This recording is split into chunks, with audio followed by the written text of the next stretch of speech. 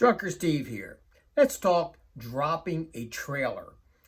Now, some videos will say you need to bring those legs all the way down to the ground. First of all, make sure the ground is solid and that it's not dirt, soft sand where the trailer could sink in.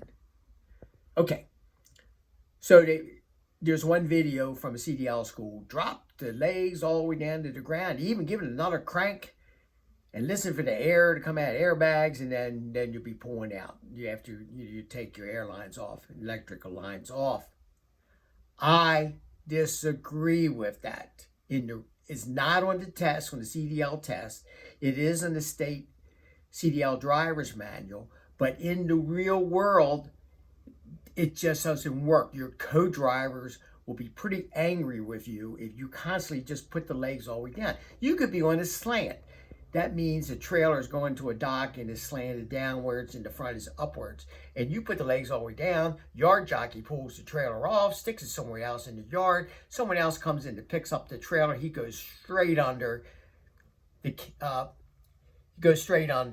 kingpin.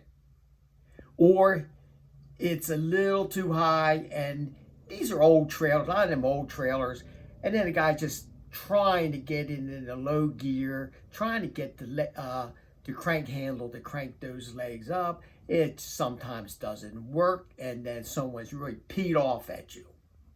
So this video, I 100% agree with this manager is saying when he demonstrated how to do a drop and a hook. So I'm just videoing the drop part. Where he's dropping the trailer. Later on, I'll put a video on the trailer in the yard. I'll do one in the yard, and I'll show you what properly dropped trailers look like. So here we go.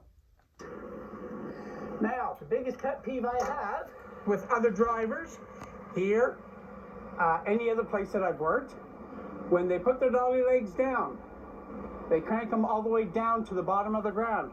Leave your dolly legs inch and a quarter off the ground.